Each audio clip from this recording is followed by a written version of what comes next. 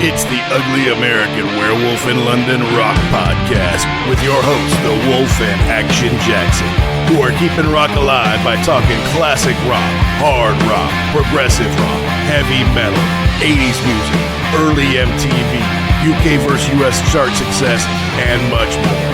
This is the home of classic album and live concert reviews and your place for interviews with artists and legends.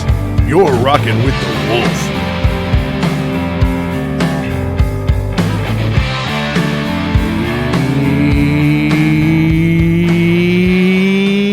Out there, rock and rollers. Welcome to episode number 263 of the Ugly American Werewolf in London Rock Podcast. Brought to you by me, your host, Mac B. the Wolf, and I will be joined, as always, by my partner in crime from the East Coast of the USA, Mr. Gary Action Jackson. And we appreciate you joining us here in December of 2025. Been kind of an incredible year for us here on The Wolf. Figured out that we will be releasing the most number of episodes in 1 year than we ever have before. Between the weekly Ugly American Werewolf in London Rock podcast and our monthly sidecast First Concert Memories, we're going to crank out 65 shows this year, and we really appreciate all those who listen and tune in on a regular basis. And if you are out there, we want to hear from you. We want to know who you are and what you like about the show and why you like the show and why you think we should keep doing it and the kind of things that we should get into in 2026. We're lining up some things right now as we speak, which we're pretty excited about. There will always be some surprises along the way, but we are grateful that we can share our love of rock music with the world, that we can have great guests on to share their love of it. And we want to hear from you to know, what is it about our show that you like? How long you've been listening? How did you discover us? And what do you want to hear us do in the future? The community we've built has been fantastic, and we want to keep growing it in the future.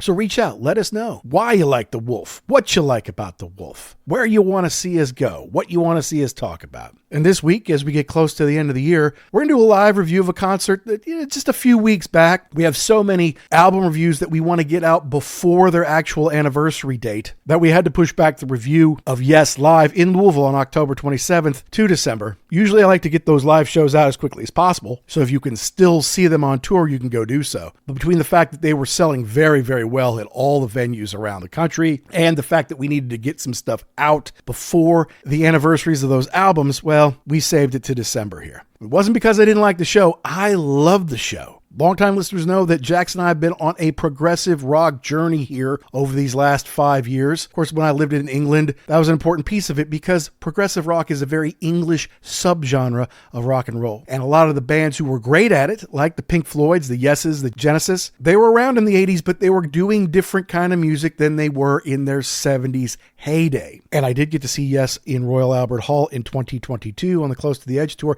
So when I found they were coming to town, I jumped at the chance. I didn't hesitate. I even took the Wolfcub because she's a budding guitar player, and seeing Steve Howe live would inspire anybody. And this tour, they were going to focus on Fragile, the 1971, I believe it is, album, where though there were some songs that they collaborated on, every individual member got to write a song of their own. Now, it's the exact same lineup as I saw in 2022, but it was a fun night, not only because the music was great, but they had a big screen behind them, which they hadn't had before, and it had all sorts of Roger Dean scenes in there. The amazing artist who has done most of their album covers over the years, certainly their most classics, would kind of come to life as you listen to songs, really added something to the experience and really made for a cool night. So we're going to go in here in a bit and tell you all about the experience and what the Wolfcub thought as an 11-year-old seeing her first Yes show. But first, we do have a little bit of business to take care of. We love to mention we are proud members of the Pantheon Podcast Network, a family of over 100 different shows. You can learn more at pantheonpodcast.com or follow on socials at Pantheon Pods. And you've still got time, folks, to do your holiday shopping at rarevinyl.com. Our sponsor, who has given you a code UGLY, UGLY, that if you use at checkout, you can save 10% off everything in your basket. Everything. You can buy 17 different things that total $2,000. You're going to get a $200 discount on that, okay? They have rare stuff. They have original stuff. They have mint condition stuff. They have import stuff. All sorts of amazing stuff for collectors. So whether you need to get something for somebody special in your life or you need to hook yourself up because your friends and family just never quite get what you really want, do that at rarevinyl.com and use the code UGLY to save a big fat 10%. And yes, they have a lot of great Yes stuff from over the decades. So go to rarevinyl.com, use the code UGLY, save 10%. Your record collection will thank you. Now back to Yes. It's great to see Jon Davison, a young man, a man of our generation, me and Jackson, singing in Yes. I know a lot of people would love to see John Anderson, but he would have to tune everything down, which means everybody else has to change what they're doing. And Steve Howe, who's firmly in control of Yes, is like, nah, not going to do that. We'll get someone who can sing in the right register, and that is Jon Davison. He was wonderful. It was a great show. No, it's not the same as it was 50 years ago. I was too 50 years ago, okay? I didn't see those shows. This is a chance to see Yes, and even my 11-year-old thought it was fantastic. So here we go. We're talking about Yes live in 2025 here on The Wolf.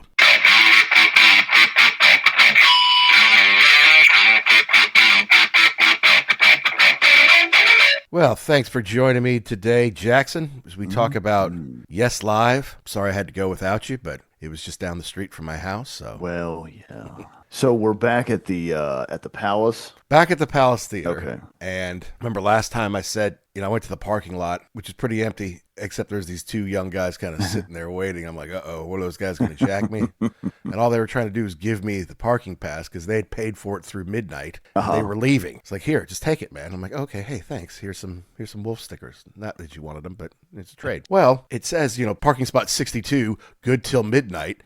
And then under the fold, it's, October 27th or whatever. Mm-hmm. Well, I still had it left over from the Jason Bonham experience. It said October 22nd. So I just folded it. I stuck it back in the window there or up on the dash. No problems. So that's 2 nights I didn't have to pay for parking. Right. Fantastic. But I went solo to the Jason Bonham Led Zeppelin evening. I took the Wolfcub to Yes. Okay.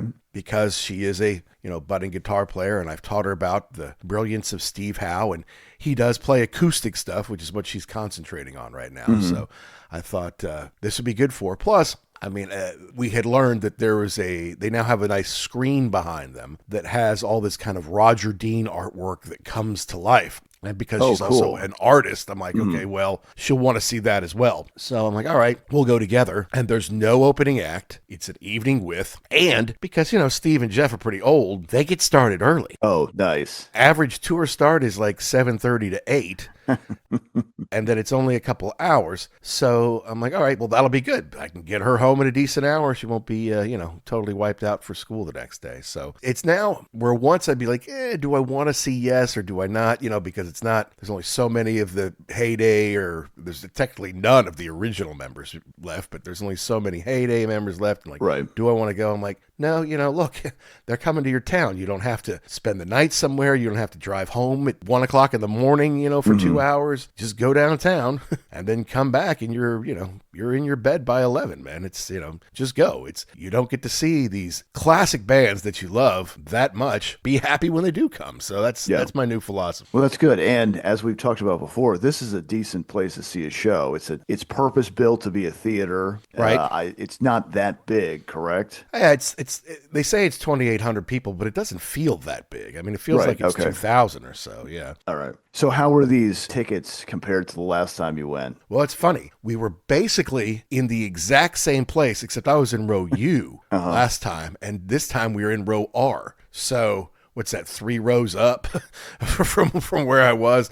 TSR. Yeah. So, I'm up 3 spots there, but I wasn't wedged in between 2 people now. Now I had the small child on one side, and then, we were next to each other, and then, somebody, I don't know who was next to me, but I was really wedged between a couple people for Jason Bonham. I was like, okay. But this one, it was kind of a little more relaxing. But, you mentioned that, it's a cool place to see a show. Jon Davison comes out at some point during the show and said, this is one of my very favorite places to play, because they have been coming here for a while. And it seems like when they tour America, or at least when they tour the eastern side of America, they seem to always pick up Louisville, which is great because a lot of people say, well, we'll go to Nashville, or we'll go to Nashville and Cincinnati, or we'll go to Cincinnati and Indy, and, we'll just skip Louisville altogether. But they have regularly been coming to Louisville, which is nice. And he even said Louisville, right? He said, I learned that today. It's Louisville, right? It's not Louisville. It's Louisville. So I'm like, yes, that's right. It is. Good for you, John. I learned that today, Louisville. Is that right? What a great theater. What a great night. Thank you for being here. And we're happy to be here. This is one of my most favorite venues, actually, that we've played through the years. Remind me real quick. Jon Davison is American. He's He is English. American. He's American. Okay. He lives in England now, but he is American. He grew up in California. He was buddies with Taylor Hawkins of the Foo Fighters. They grew up together. Okay. And when Chris Squire was still alive and Taylor, they, bumped into each other, became friends, whatever. Taylor said, hey, if you ever need a guy, a singer, I've got a guy for you. And so when it became apparent that eventually they were going to need a guy, then he called him up. He said, yeah, okay. And this is not an easy gig to perform because, I mean, that's a very high register. And if you're going to come in there, they want to hear the original key. Right. I mean, you got 25 to 2,800 people who want to hear Yes songs sung correctly or whatever. Right. So. Right. If it was John Anderson, maybe they'd give you a pass because you're a little bit older now. Yeah. They tune it down. I don't know if he does, but that would be the underlying thought. But yeah, if you're new, you need to hit the notes correctly. And I've watched a couple videos of him to get ready for this. He does a pretty damn good job. Oh, no, he's very good at what he does. Yeah, absolutely. Like, obviously, everyone's like, oh, why isn't the original guy or the main guy, whatever. It's like, well, look, they're 80 years old, and it just sometimes it doesn't work out that way. Right. Not only can you not sing maybe anymore once you're that old at the same register, but then there's also things like band tensions and stuff like that. So yeah, I mean, but he does a fantastic job, and we'll get into why I like him and some of the stuff as we kind of walk through some of the tunes here. But we get in there a little early. So okay, so when you get in there, you mentioned there's no opening act, so it's a night with Yes or whatever they call it. Is the screen up when you get in there? Like, do they have something cool showing? Or okay, yeah, go ahead. I'm not 100% on that because we didn't walk in. So you come in, you basically come in from the street. You kind of walk up a little bit of a ramp. Okay. And then if you go to the right, down several different doorways, that's into the venue, that's down the aisles and into your seats. And plus, there's an upstairs part, obviously. You go to the left, you go downstairs, 5 or 6 steps. There's a bar there. And then that's where the merch tent is, kind of like down that way. Okay. So I'm like, I don't really need a Yes shirt. I got one when I saw them at Royal Albert Hall at Close to the Edge tour, when I sat in front of Lisa Wetton and Roger Dean opened for them, and it was their first tour in 2 years because of COVID or whatever. So I picked up that shirt and I wore it that night. So I'm like, I don't need a shirt, but I'll probably buy the Wolfcub an overpriced shirt. Not that any of our friends are going to know who Yes is or anything, but, let's go ahead and get in line. And, of course, they had like a tie-dye one. They had a blue one. They had a black one. And they had one, it was kind of like a new rendering of Fragile with the back cover of Fragile, where the earth is kind of blown into some pieces or whatever. Oh, okay. They kind of had that on the front. It was very colorful, and that's the one she really liked. So we get up to the front of the line. When we're next in line, you could tell the guy behind the counter is like, he's talking to the dude in front of us. He's like, it's good to see the young people here at Yes, because the Wolfcub was the youngest person there, and I was the second youngest person there. It's not 100% true, but it's not far from the truth. I saw more young people at the Jason Bonham Experience than I did at Yes, that's for sure. Yeah. People at Jason Bonham, at least some of them dyed their hair to look younger. No one's even trying at the Yes things. Like, we are old and we know it. We're just happy we have hair, some of us, So we get up there. She tells him the shirt that he wants, and he says, hey, look, he has a guitar string all kind of wound up in a circle here that kind of looked like a bracelet. It's like, this is one of Steve Howe's guitar strings, the kinds that he plays on this tour. Here, sweetheart, you can have it. She's like, really? Oh, cool. She's like, yeah, it's good to see the young people coming out to the show. She's like, thank you. She thought it was the most amazing thing ever. Oh, I can imagine, yeah. Then so I get her shirt, and then I go ahead and pick up the tour program. I am not a big tour program guy. I've maybe bought 2 in my life, and going to, hundreds and hundreds of shows. But the Gottlieb brothers, they've been good to our show. They're the folks who do these tour programs, and they have some really cool books coming out. I think they have a book of all Yes's tour posters coming out soon. They have a book of all Yes's singles. And then I think there's a book of all the tour programs from all the tours over the years that they've been working on. Cool. Yeah. I saw the one that you had. You posted it on Twitter or Instagram or whatever. That looked really cool. That's one of those like a tour program. I don't know. Wait a minute. Wait a minute, that looks cool. It's just kind of cool thing. Yeah. And they went through past, members of the band and all that thing, because Fragile, which it is the Fragile Tour 2025. Mm-hmm. Fragile is an album that they collaborated on some songs as they did, but also on that album, everybody got one song. So Bill Bruford got to write a song, and Chris Squire got to write a song, and Rick Wakeman had a song, and Steve and John. So they all kind of had like this time to shine on the album, an individual spot for them. And so I thought, well, that's a fun one to go check out. Plus, as far as Yes goes, they did have two pretty big hits off of this with Roundabout and Long Distance Runaround, yeah. Right, correct, yeah. And then stuff like South Side of the Sky and Heart of the Sunrise are, you might not hear them on classic rock very often, but they are fan favorites. Those are songs that they've continued to play quite a bit over the years. I mean, I was just, after dinner last night, we went down to play, when you pop the balloon around and don't let it hit the floor? Right, correct. What do you call that? I don't know if I ever really had a name for it. Exactly. She calls it keepy uppy. I'm like, okay, right. well, that does explain what you're doing there. You're keeping the balloon up the floor. But so I put on the Union DVD while that was going on. Okay. And they played Heart of the Sunrise on there, and they played Siberian Khatru, and they played some different stuff that that they're still playing today. So it's kind of fun to have that connection. But no, the Gottlieb brothers have done like the graphics and stuff for some of the more recent Yes albums. And like last year when we interviewed Steve Howe, because he had his new album Guitarscape out, we got an early copy of the graphics for the album, right? And that had where the songs lined up with which guitars he played, but something on there was screwed up. I could tell, so I got in touch with him. Like, do you have? Is this it? He's like, no, that's an old one. Here, take the new one. So they sent me the new one, so we had the right one when we talked to Steve. So they're super good guys. When we were in line there, I told him, I'm really only buying this because I know the Gottlieb brothers, and those guys are good guys. And he's like, oh yeah, they were with us for the first, I don't know, week or two of the tour, and they're cool. It was good to have them with us. So the merch guy is an important part of the team. He obviously knows everybody. We talked about how, it was sad to see John Lodge pass like in the middle of the tour, which has got to be hard on John. Yeah. Because as people don't know, Jon Davison is married to John Lodge's daughter. So that's his father-in-law. So they're on tour. It started, and you can't just leave. Right. You're in the middle of this tour, and it's pretty well sold out from what I could tell. I mean, I know that the first 4 or 5 shows were all sold out, and if last night wasn't sold out, it was close. It was really, really close. So which is good, and that makes me happy that they can still play. I mean, I understand it's a theater tour, and that's fine. But yeah, to have that support there, you don't want to show up to a half-empty place and then just say, well, I'm never coming back here again. So I'm glad that the fans showed out. And it's cool to, I mean, you were talking about the people that are old and yeah, okay, whatever. But I mean, everybody there is a fan. That's the cool part, is that they're here. They can't wait to hear this music again. Yeah, everybody's not the same in the band, but as long as the music comes through, you're fine. Yeah, and that's what's so great about it, is that some of those folks have been listening to Yes a lot longer than I have, Right. So, like when the album first came out. Yeah, so that's pretty great. And he talked about how, at first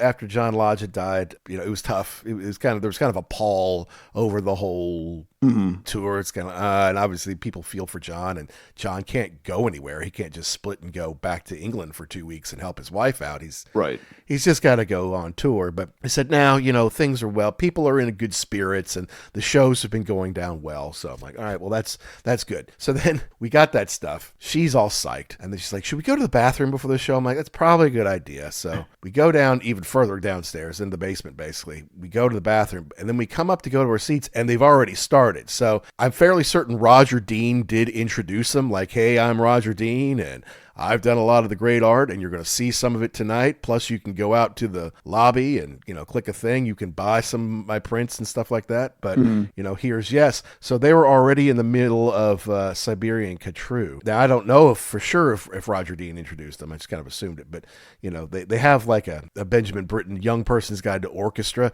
That's kind of like going on in the background, like, Okay, like piped in. Yeah, like Iron Maiden does right. Doctor by UFO. Yeah. That's what they pipe in before they come on, and then they go straight into Siberian Khatru from Close to the Edge. And yeah, we're off and running.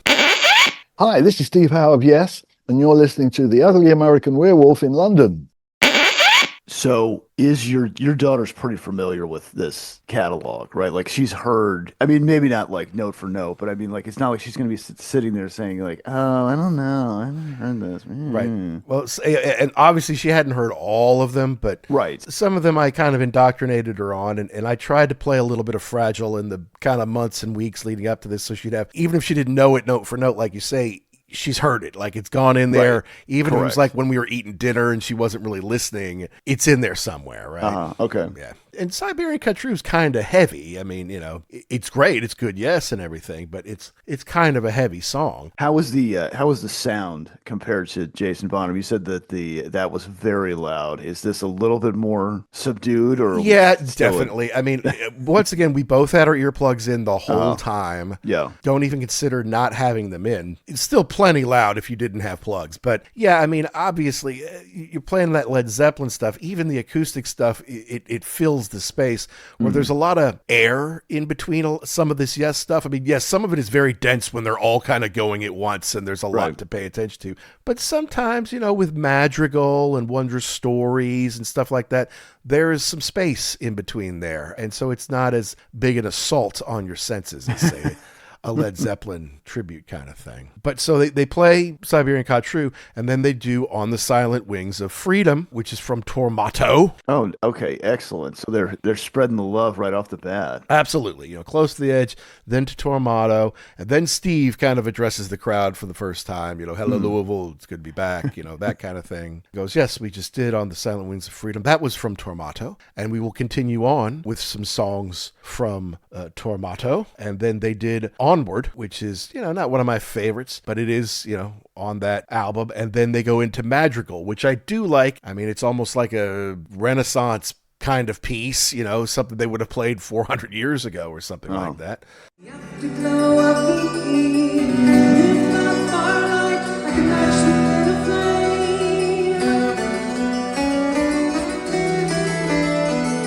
Separate ships to sail the seventh age.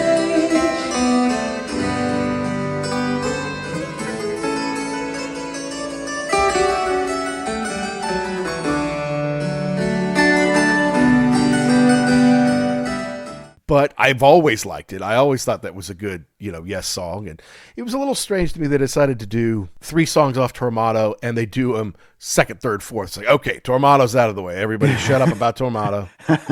Are you happy now? That's it. It's over, But the Madrigal, it kind of lightens the mood a little bit, and it gives John's voice, time to really shine, I feel like, against everything else. So I enjoyed it live. It may not be one that I'm like, oh, I need to listen to Madrigal today, but it's never one that I skip. And then to see it live was nice. I do like that when you say there's a song that maybe you're like, whatever, but then you see them play it live and you say, hey, wait a minute. It has a new life to it, or it's a little more special just because for whatever reason it just sounds better live, whether it's the vocal performance or maybe they lengthen it out a little bit and play a little more of a jam. That's always cool to me when you're like, yeah, I thought this song was okay, but then seeing it live, it's much better. Much better. Yeah, absolutely. So we're enjoying it, and I'm checking on, Wolfcub, like, are you okay? You're doing all right here. He's like, yeah, hey, thumbs up. She's digging it. So I'm like, okay. Because we had these people in front of us who were switching seats, and one had to get up and go to the bathroom a few times, and then sometimes they bob their heads around, and sometimes they get close together and talk, and they go back, and they go, and you're trying to see through that. Because she's, just a little over 5 feet tall. I don't really care what you do. I'm over 6 feet. I'm looking over you or around you anyway. But she's, a little over 5 feet, so she's kind of back and forth. Yeah. And so for the first set, I'm sitting on the aisle. She's sitting next to me. For the second set, I'm like, do you want to sit in the aisle so you can kind of have that clear shot down, And then she could see Steve and Jeff and John pretty clearly. It's like, yeah. So she was happy that I suggested that, but at any rate, it's all good. We enjoyed it very much, and she did too, and she didn't get super tired, so that's the key. Yeah. But next they did Soon, which is part of Gates of Delirium on Relayer, which, if you recall, is the one Yes album without Rick Wakeman in the middle of the 70s. Like, he comes on, it's Fragile and Close to the Edge and all that, Topographic Oceans, all that. Then he's like, I'm gonna leave. I'm gonna go be Rick Wakeman. I'm gonna talk about Henry the Eighth. I think it's Henry VIII with the wives, right? Yeah, with the wives. Yeah, That's Six Henry Wives VIII. of Henry VIII. Yeah. Yeah. Journey to the Center of the Earth, King Arthur and the Knights of the Round Table, do all that stuff. And then Patrick Moraz was in for Layer, and then he left, and then Rick Wakeman came back for Going for the One Tormato. So Soon is something they break out of Gates of Delirium. I think it was the single back in the day, like the one single off of Relayer. But it's part of Gates of Delirium is the entire first side of the album. And the second side has 2 more songs. So none of them named Soon. They just kind of break this Soon piece out. Okay. But it's during Soon that they put up a picture of John Lodge with the RIP on there. You know, it's kind of as a tribute to him. So I mean, I'm just glad that they're paying tribute to him. And John didn't say anything. It would probably be too hard for him to talk about and try to sing. Right. Yeah. Right. I mean, there's certain songs that I get emotional trying to sing in the car and I break up.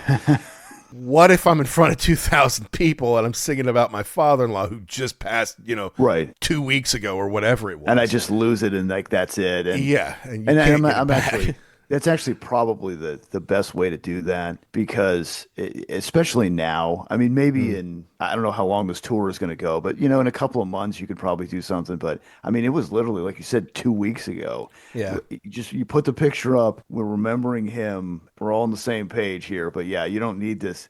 Can you imagine that if he gets like halfway through this and just starts to lose it, and now we got to like take him backstage and, well, folks, we're hopefully going to be a few back minutes here. Yeah. Just ooh, Billy, you want to sing a little bit while he's crying his eyes out? Do you have any jokes or stories that they could tell? Well, that's a nice transition there, Jackson, because after that they go straight into Wondrous Stories. Ooh. Now, I find it interesting here because I am looking at the set list FM. Yeah. We're, how many? This is the 6th track. We haven't played anything from Fragile yet. Well, that's right. The whole second set is Fragile in its entirety. But it's interesting that that's not the first part. Well, I mean, I guess that's fair enough. I mean, they kind of give you songs, hits, stuff they want to do in the first set, then they come back for the second set and they do it straight through in order, which is something they've been doing for a while now. I mean, they've, obviously I saw them on Close to the Edge.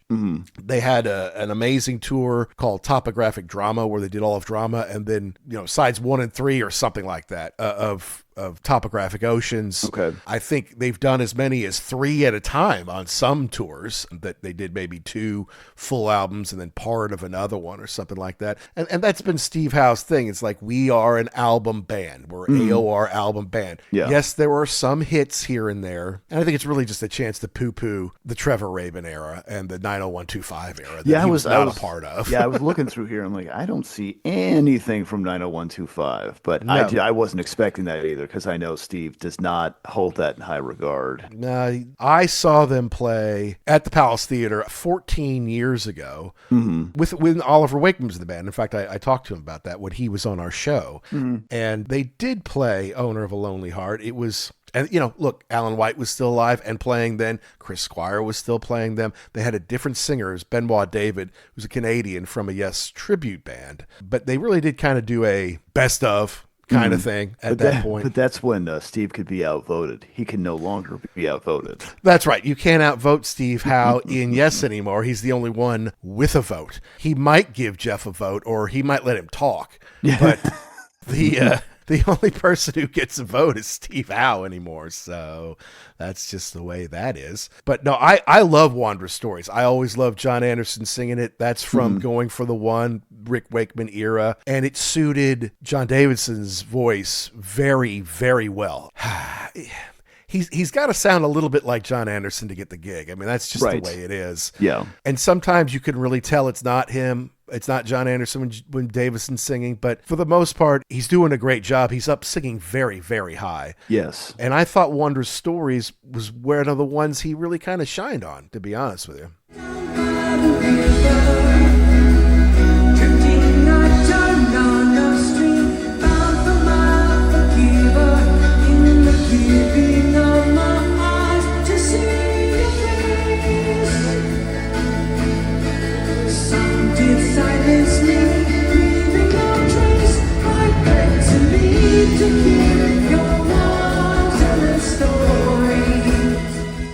It's a happy song. It's a sweet song. Yeah. But no, I thought that Davison really stood out on Wonder Stories. In fact, this last half, of the first set, he did really well on, because from Wonder Stories, then it goes to Circle in Time. Now, Circles of Time. This is off Mirror to the Sky, their more recent album, and one that not only did he sing on, but he helped write a lot of the songs on, which is pretty cool. I mean, Steve Howe and Jeff Downs have certainly written some big songs over the decades. They can say, hey, we got this. We're Yes. You're the young guy. Just be glad we let you sing. But no, I mean, they're still collaborative about it. And obviously, Jon wants to contribute. He's got stories to tell. So I wasn't super familiar with Circles of Time. But when I heard it, it was like, this is good. This is good. Yes, it does kind of fit in with the other stuff. And Jon Davison sounds great on it, because he's not trying to sound like John Anderson or Trevor Horn. This is his like song. That is kind of cool, because I'm sure that you feel that sense of pride in this one that is included in the set. You sang on this originally. I'm not covering a song. This is my song. Exactly. So I thought it was very, very enjoyable. Excited to see the next one. Yeah. Well, the next one is my favorite. Yeah. I mean, Tempest Fugit off the Drama album.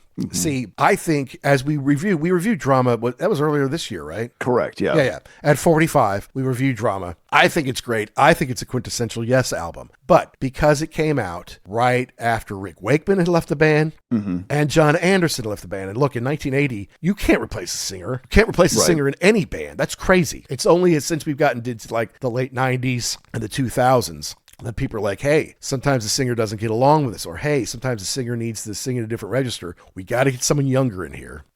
And they started to pick up people, some of whom were in cover or tribute bands, but some of who just kind of match the vocal styles of the original singer. And so Trevor Horn tried his best. He tried mightily, and on the record, I think it comes out fine. And in America, they did well on that tour, but the English just savaged them. I mean, the nasty press was all over them, and I think that fueled even the fans to go and like boo during the shows, like, where's Jon Anderson, and all that kind of stuff. Which I think is ridiculous. I mean, did you go to boo? I mean, didn't you go to enjoy the show? I mean, give the guy a chance. But I think Tempest Fugit is this great Yes jam that is super awesome. And actually, they played it the last time I saw them at the Palace with Oliver 14 and a half years ago. Yeah, I know when we talked about that record, it was for a long time, it was kind of forgotten about because, Anderson wasn't on it. And then he wouldn't play it. Right. Yeah. And so it just kind of got forgotten about. That's right. It just wasn't played for a long time. So they brought some of it back once Jon was out of the band, when Benoit David was in the band, and then they did that Topographic Drama tour. Let me tell you something. I finally found the Topographic Drama CD. I had to order it from Japan, but I finally got it, and Davison sounds amazing on there. And trying to sound like Trevor Horn, I think better matches his voice sometimes than Jon Anderson. I shouldn't say matches, or trying to sound like him. Just when he sings those songs, it's like I'm not trying to hear Jon Anderson, and it sounds better. And he delivered on all of them on the live album. And I just think Tempest Fugit, he does great. Okay. So we're going to close the first half of this show with a song from the end of the 70s, although if you like the beginning of the 80s. It was when Trevor Horn and Jeff Downs here joined the band.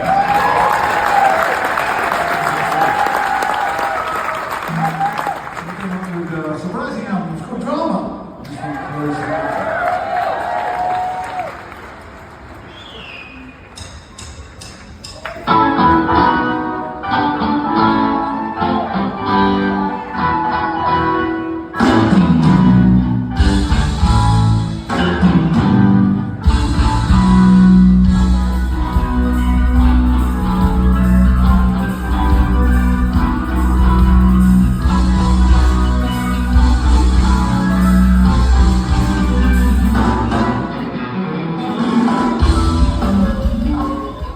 So I'm like, it's great. Soon, Wonder Stories, the new one, Circles of Time, Tempest Fugit. I'm in a great mood. I'm digging it. By the way, on the back screen, they've got all this different Roger Dean stuff. And when they do Tempest Fugit, they kind of go around the drama album. And so you see a deer or you see a black cat, you know, the animals that are kind of up front there. Sometimes on Circles of Time, you're going on the Mirror in the Sky one that's kind of so much fun. It's kind of dark, but it's got all those like pinholes of light in it. And so, or you know, you see the floating islands kind of floating around, you know, in the background. So it was cool. I mean, I always thought that would give a great visual. There is a nice backdrop there. I think on the 35th anniversary tour, they had some blow-ups of some of Roger Dean's work, and that was kind of what I would call the most classic band: Squire, White, Howe, Wakeman, Anderson. It was kind of Rick's last run with the band, and somewhat it was John's last run with the band too. But I always said, they've got all these amazing pieces of artwork. Why not put something back there, you know, that makes sense? And, you know, for years, a big video screen is expensive, but now the technology makes it easy to do. And it's we were talking about when we saw Iron Maiden, it's not taking away from the performance. You're not sitting there just watching the screen, but it adds to it. It just gives you a little more of the experience. And if you've got a part where maybe it's a little more instrumental, you know, you can kind of groove to that. And you're right, that Roger Dean artwork it's so much a part of all those albums. Yeah. It's like you were looking forward to, like, oh, you know, what does this one look like? And I'm sure when they would come out originally, you would be excited to see what he would do for the next one. Yeah, absolutely. His artwork is incredible. It really defines, and it helps define Asia and some of the other bands he worked with. But yeah, I mean, you know, it was cool to see it kind of come to life there. And yeah, you can zone out. I mean, some of it when they're off jamming, yeah, you can look at everybody running around. And by the way, Jon Davison kind of plays a drum that's connected to Jay Shellen's kit. Sometimes he'd sit back there and hit his drum, or you know, sometimes it would be like a tambourine with no cymbals on it. You know, it was just kind of, or even just like a drum head that he would kind of hit there and stuff like that. So it's all good. Well, it's good that they give him something else to do instead of just, I mean, what's he going to do? Stand there and stare at you or walk off stage? Right. Yeah. I mean, he can play a little acoustic guitar. I think for one song, he'll come out with an acoustic. And John Anderson used to play a little acoustic guitar on stage. I'm sure he still does. On his little riser there? Yes. Because, yeah, he's 5 feet tall. But anyway. Hi, this is Oliver Wakeman, and you're listening to The Ugly American Werewolf in London.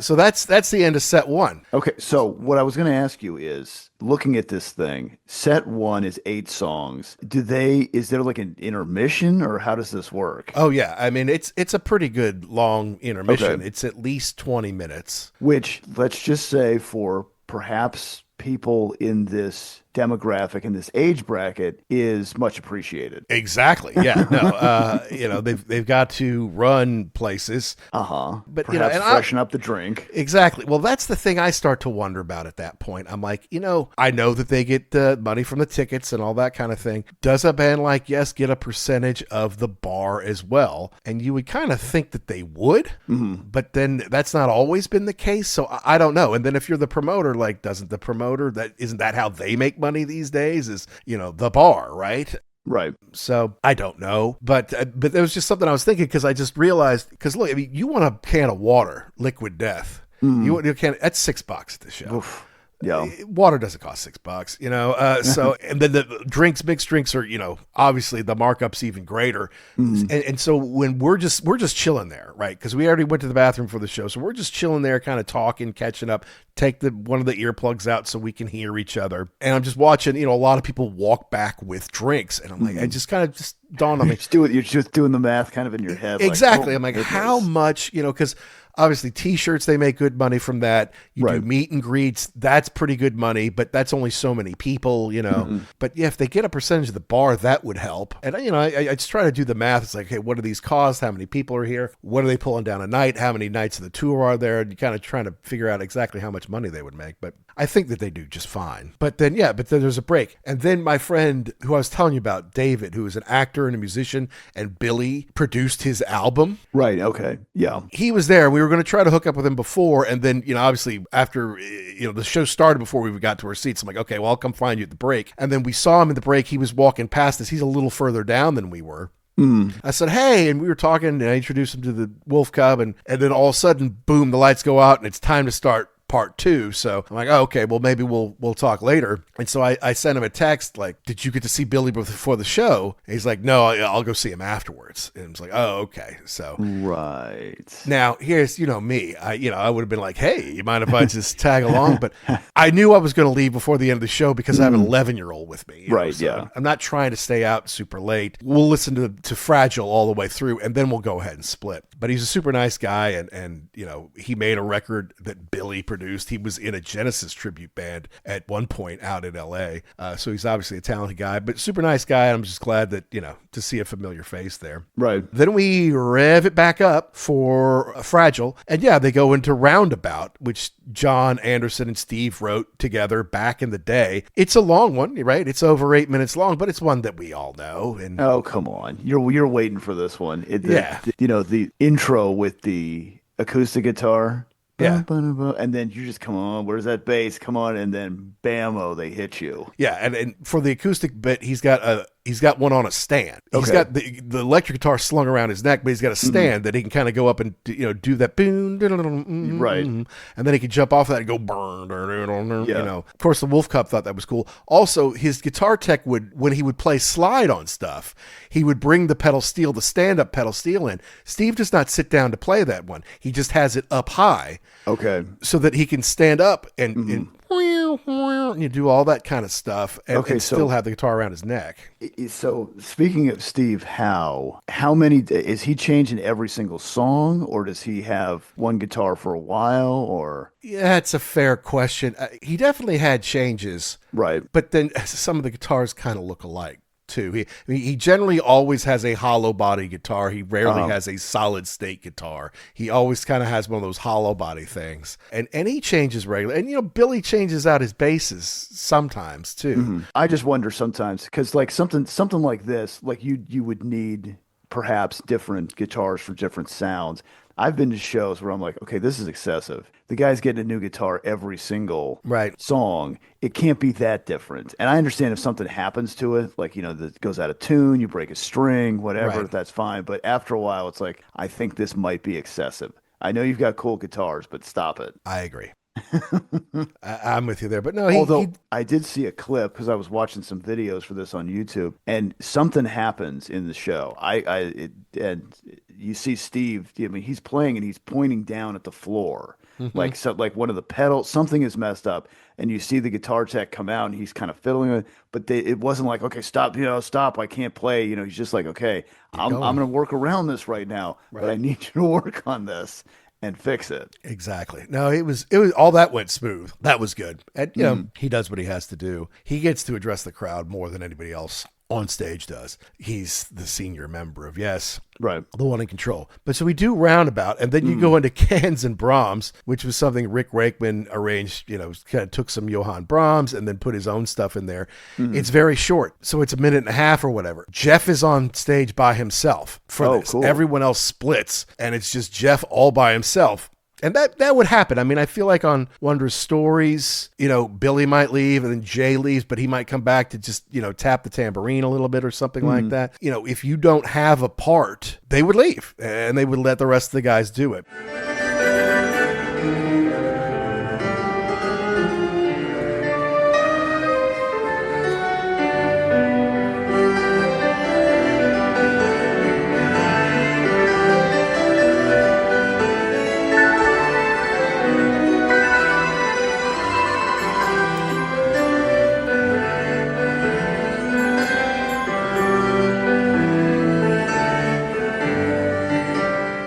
But it was kind of cool just to see Jeff by himself. Jeff has kind of got himself a little more fit, and he has, from what I can tell, 9 keyboards. Huh. And a small rig then. Somewhat. I mean, and he stands in front of them. It's like a U, right? But he doesn't stand behind them and wave from over them. It's like it's open. There's 3 to his right, 3 to his left, and then 3 behind him. So I mean, a lot of the times Jeff is not facing the audience. He's got his back to the audience there, or he at least has his side to the audience. And so when he finished this quick little thing, then he could turn around and be like, hey, here I am. Hi, this is Jeff Downs, and you're listening to The Ugly American Werewolf. And then it goes into We Have Heaven, which is a short Anderson write Again, it's not 2 minutes. So we got these kind of two short ones in between the two long ones. And then when they do South Side of the Sky, I think that's a real fan favorite. And Squire wrote that with John Anderson. And I mean, I think the crowd was really digging that. Yeah, that was fun.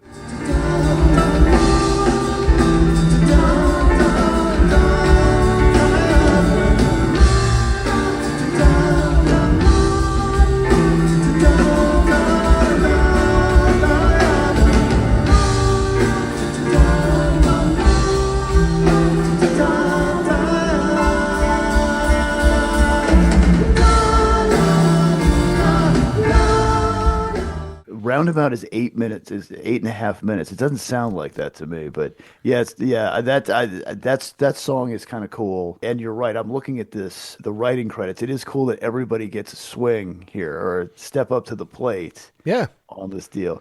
And I know when this first started, I don't even know when it was, these bands started doing the entire album. Mm-hmm. It is cool because that's how you used to listen to it. You'd put it on and just listen to the whole thing. And now you get to hear them play. And they would never play the whole thing back in the day. You right. just pick out stuff. So it is cool because it all has a place somewhere in the catalog. Well, that's right. Yeah. It's like, and we came up with these things. Right. Yeah. Why don't we play them, Yeah. But so, and the next is 5% for Nothing, which was the Bill Bruford track on here. Okay. And you say, look, is this even really a track? It's 35 seconds long.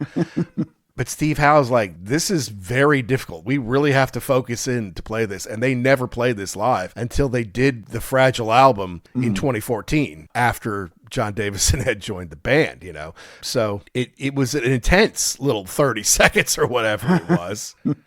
But then it segs into Long Distance Runaround, and everybody kind of knows that one, right? Right. John Anderson, right? One that they play on the radio all the time, still to this day. Yeah, and people are singing along to that. They really dig it. I think they got a little bit of a standing ovation for the Long Distance Runaround. Okay. Which is cool. But then it goes into the Fish, Chandeliera Prematuris. Obviously, that's a Chris Squire, right? Name like that. Let me tell you something. Billy to me is the guy in the toughest spot as far as, at this point, technically everyone's a replacement, right? Yeah. You could say Steve Howe isn't because he's been there since 1970. He did replace Peter Banks and he did replace Trevor Rabin, in the 90s. But everyone else's replacement, Billy was handpicked by Chris Squire to be his replacement. And Billy can play a lot of different things. I mean, I think he was in the band as like a backup utility infielder for a while in the 90s. Like he adds a little guitar here, or he adds a little keyboard here, kind of whatever you need. He's been around the band for more than 30 years, I feel like. And so obviously on a Squire Penn thing, the bass is going to be pretty heavy and pretty meticulous and cool. All night he was playing super cool bass. And I was telling the Wolfcub, I'm like, look, most bands, the bass is something you ignore. It's just in the background. It's thumping along. Right. And yes, it's lead bass and it's more prominent in the mix too. And it makes you want to listen to it too, because Chris Squire used to do all this cool stuff. And so while Billy was cool all night doing great stuff, and he had very red shoes on and then a very red, it's not an overcoat. It's kind of like a lightweight duster kind of thing. It's a stage thing, but it's like something Chris would have worn like on the Union tour. So, I mean, it's not just, playing his songs. He's kind of taking his look a little bit too, but he was awesome on this song. It was so good. It was so funky. He didn't miss a note. I'm like, yeah, Billy's really a badass, man. He's really awesome.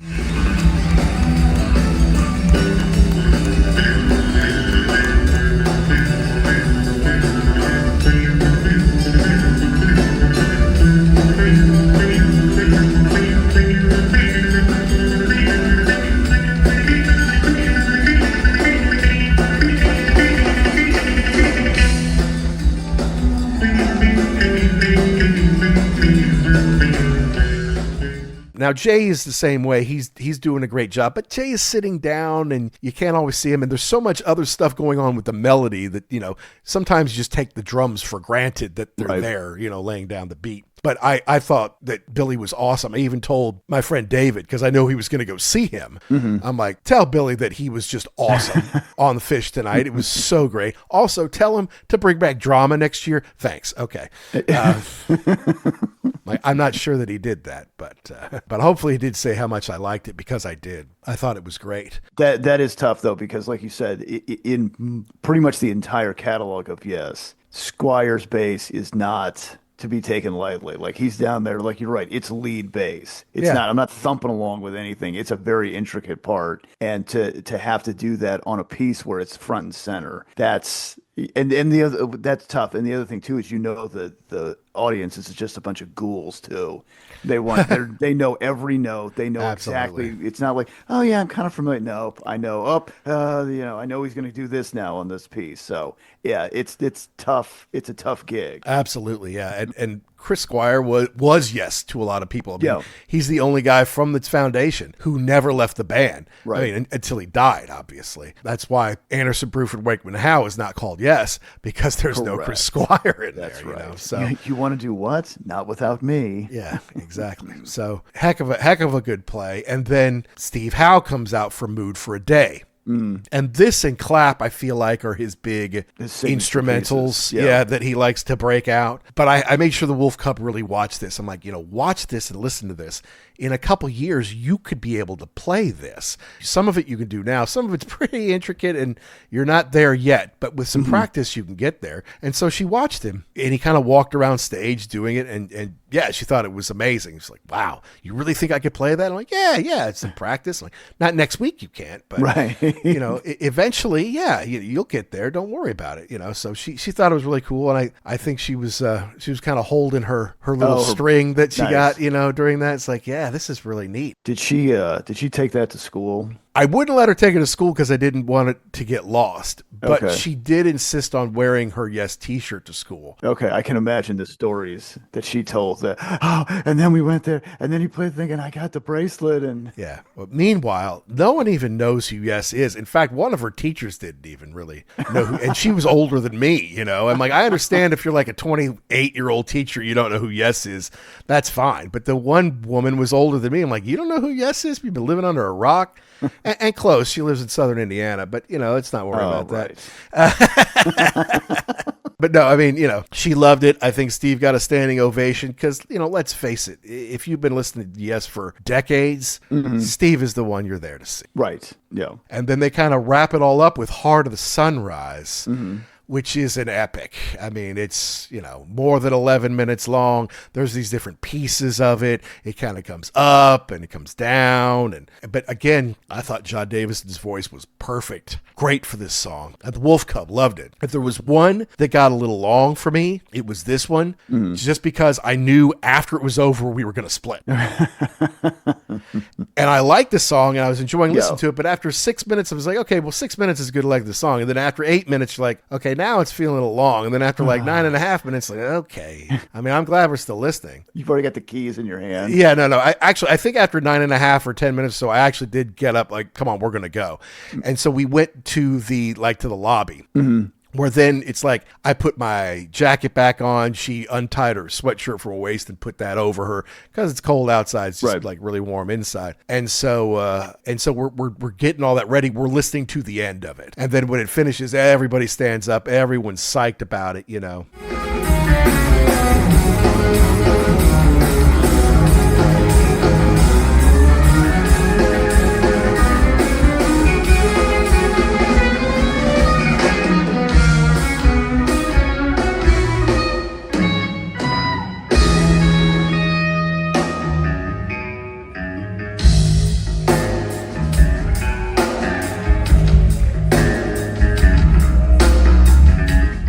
And then we go ahead and walk out of there. What they played afterwards was a Beatles song, The Word, which I don't know well. Okay. And then they finished with Starship Trooper, which I've heard them do before. So, but Heart of the Sunrise was the end of the second set.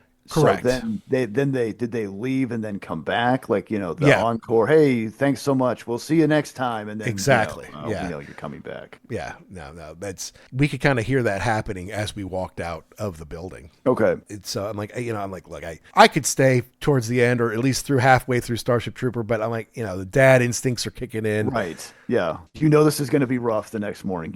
Oh no, I can get up. Sure you can. Well, but so we get out of there without any problem because we're not fighting to get out. Everybody's Right. still in there. We zip on home. We're home at 9:45. I get up. I take her, stick her in bed. She's in bed before 10 o'clock, and she can crash out. So I'm like, that's a little late, but it's not obscenely late. Right. Yeah. And you honestly, figure- last yeah. night, because she loves Indiana Jones, and that's who she's going to be for Halloween, we watched the end of Raiders, which we started the other night. She didn't go to sleep till after 10 anyway. Oh, okay. So I was like, well, all right, maybe I was a worse father of the night off than the night of the show. But I'm just glad, at the end of the day, I'm just glad that Yes is still out there doing it. You can complain that, hey, John Anderson's still alive and he's not in the band and that's BS, or no Chris Squire, no Yes, or why don't they have Wakeman or somebody like that instead of Jeff or whatever. You can say all that you want. And I understand what your argument is, but this is a great version of Yes. They have been touring constantly since they got back together in 2008, minus John Anderson. They've basically been touring about every year except for like COVID and that kind of thing. Right. And so if you like this music, you want to see it live, you want to see it performed well, this is your opportunity. And I know that they're doing a tour of England next spring. My guess is that they are working on new music. When we interviewed Steve a year ago, he said we were writing, we haven't been recording. Right. Well, I guarantee you they're going to put some of that out here, and then maybe they'll come back to the U.S. next fall and do another tour. And like I said, maybe they'll break out Drama, because I think Drama would be great to see. So then that's the next question. If they do this same thing, but with Drama, would you see them again? I would absolutely go see Drama. I wouldn't hesitate. Some of the others, look, if they come to my town, I'm going to go. I'm not going to think twice about it. I'm just going to go. I'm not going to chase them. Right. But my buddy David is, because I texted him the next day. He's like, is Billy say that the tours have been going down well? Because it seems like they've been sold out. He goes, I don't know, but I'll ask him. But I'll ask him tonight, because the next night they went to Cincinnati. So he was going up to Cincinnati to see him the next night. That was last night. And then tomorrow night, he's going to Indy to see them. Oh, geez. And then Saturday night, he's going back to Cincinnati to see Steve Hackett. Because I'm like, I was thinking about seeing Steve Hackett this weekend. The only thing is I don't want to drive home at like 1 a.m. from Cincinnati, or midnight. I don't want to do that. He's like, no, I'm going to stay with friends. I'm going up there to see him. Yeah. Oh, but okay. I'm going to crash with some buddies. So I was kind of jealous. I'm like, wow, you're going to see Yes and Steve Hackett? Yes 3 times and Steve Hackett all in about 5 days? It's kind of awesome. I wonder, does he pay for those Yes tickets, or does he get a comp from his buddy? How does that work? Yeah, I didn't get I'm into just all just that, curious. but, Just curious. Yeah, I don't know. And I know he brought his family with him that night. And then I think he sent them home during the intermission. And then I think he was going solo for all the rest of them. Or That would make sense. Yeah, but I'm like, go do it, man. Go do it. Go enjoy life. It's awesome. So, yeah, no, I enjoyed the night. Wolfcub enjoyed the night. Everybody there enjoyed it. I would definitely see them again. And honestly, as long as they come to town, I'll see them every year they continue to do this, because I don't want to chase after people in different towns. I know what I'm going to get. It's not intense. The crowd sits down. It's pretty cool. It's a very chill night. So I would definitely go see them on future tours. And I encourage anybody to go see them. Although I think by the time I put this out, tour is going to be over. Well, next time. But, next time. Or the folks in the UK in the spring, was it April? I think they're doing? I think so, yeah. Yeah, go check them out.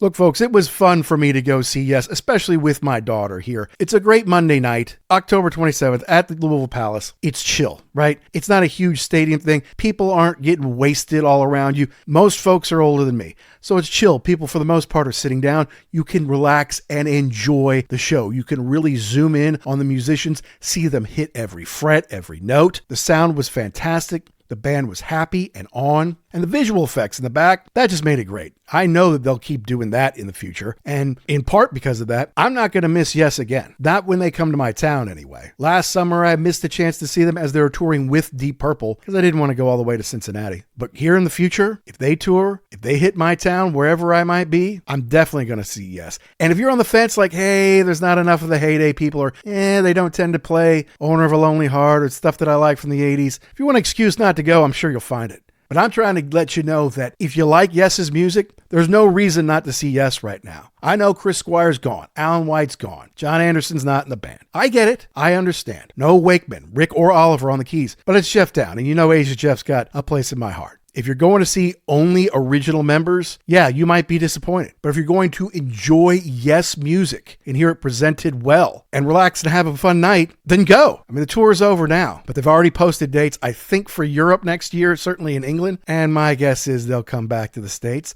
They're one of those bands at this point that they have to tour every year to keep their crew together and to keep that steady income rolling in because record royalties are not what they used to be. And we want to know, folks, did we get something right? Did we get something wrong? Did we miss the point? Did we leave out your favorite part?